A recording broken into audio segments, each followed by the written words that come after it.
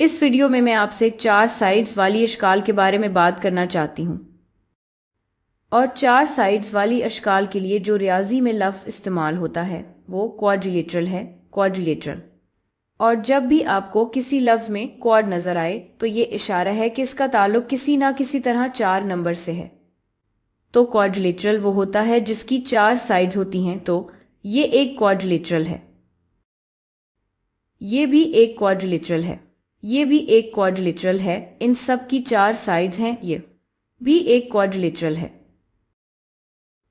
ये भी एक क्वाड्रिलेटरल है। मैं इसे और अजीब बना देती हूँ, ये भी एक क्वाड्रिलेटरल है। तो कौन सी शक्ल क्वाड्रिलेटरल नहीं है? देखें, ट्रायंगल क्वाड्रिलेटरल नहीं होगा, इसकी तीन साइड्स हैं, एक दो तीन। तो आइए इसे खारिज कर देते हैं।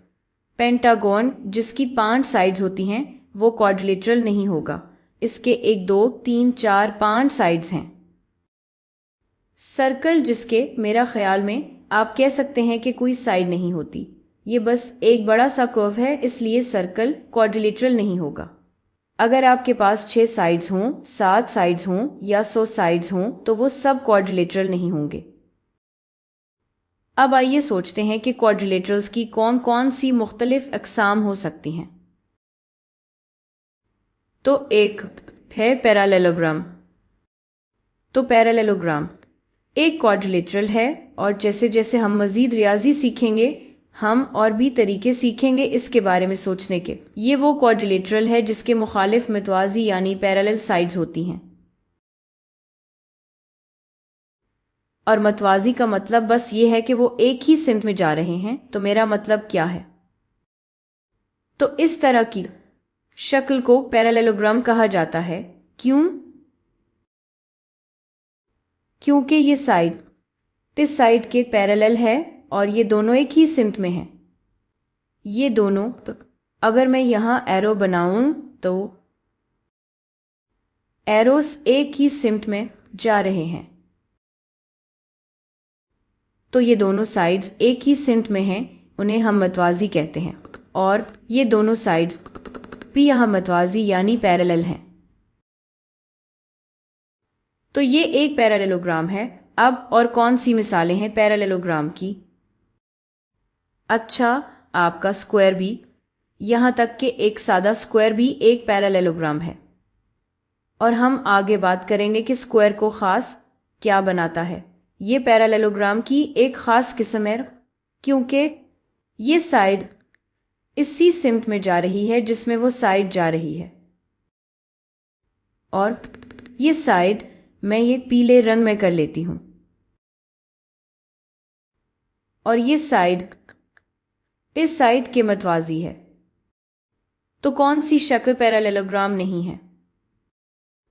अच्छा, कुछ इस तरह का, कुछ इस तरह का पैरेललोग्राम नहीं होगा।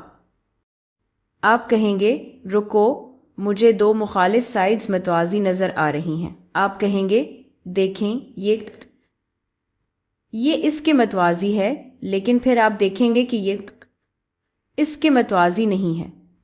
अगर ये लकीरें आगे बढ़ती जाएं, फिर वो किसी एक वक्त पर एक दूसरे को काट लें, तो ये एक तरीका ये सोचने का है कि कब मतवाजी नहीं होंगी। जबकि ये लकीरें यहाँ ये कभी भी एक दूसरे को नहीं काटेंगी। तो ये वाली शक्ल यहाँ पैरेललोग्राम नहीं है, इसमें एक जोड़े की मुखालिफ साइड्स तो मतवाजी हैं लेकिन दूसरी नहीं। एक और मिसाल ऐसी शक्ल की जो पैरेललोग्राम नहीं है, ये वाली है यहाँ, क्योंकि इसमें कोई भी मुखालिफ साइड्स मतवाजी नहीं है।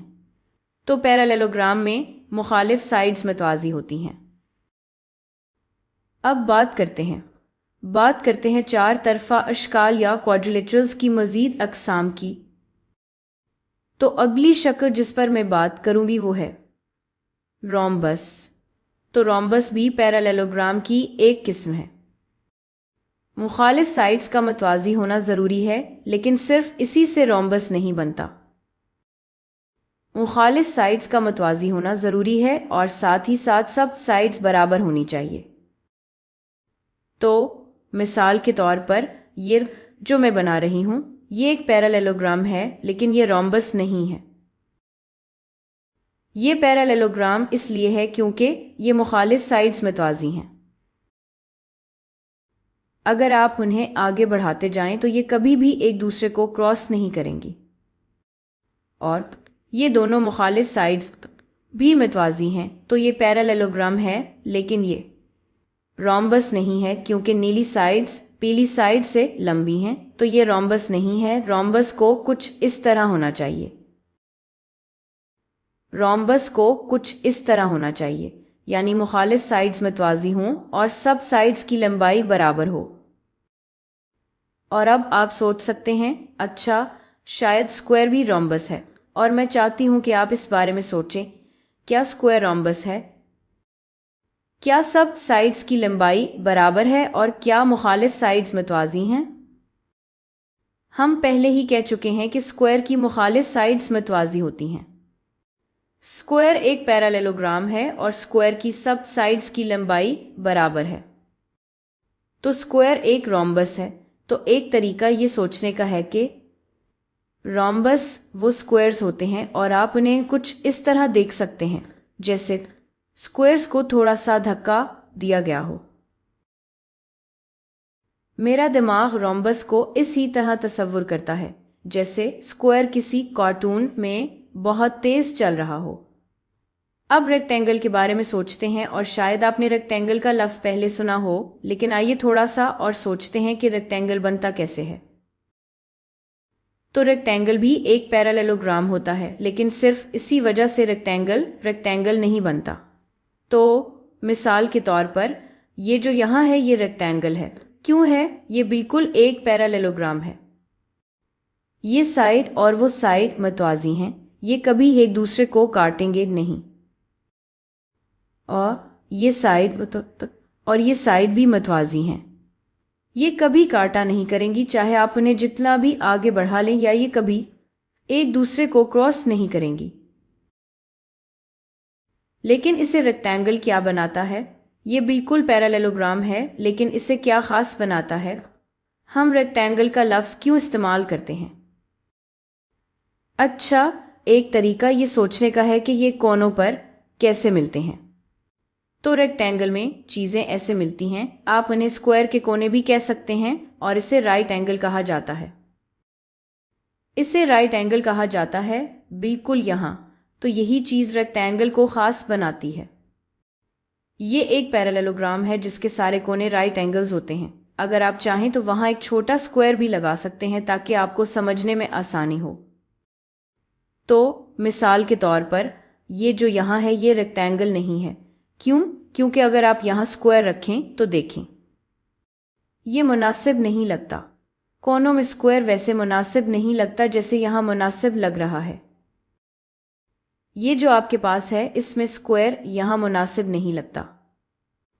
ये एक पैरेललोग्राम है लेकिन रेक्टेंगल नहीं है। रेक्टेंगल वो पैरेललोग्राम है जिसके कोने स्क्वायर होते हैं, लेकिन हमारा स्क्वायर, क्या स्क्वायर भी रेक्टेंगल है? चले इसे बनाते हैं। सोचते हैं इस बारे में। स्क्वायर में मुखालिफ साइड्स मतवाजी हैं। हम पहले ही कह चुके हैं कि ये पैरेललोग्राम है, और स्क्वायर में कोने स्क्वायर होते हैं।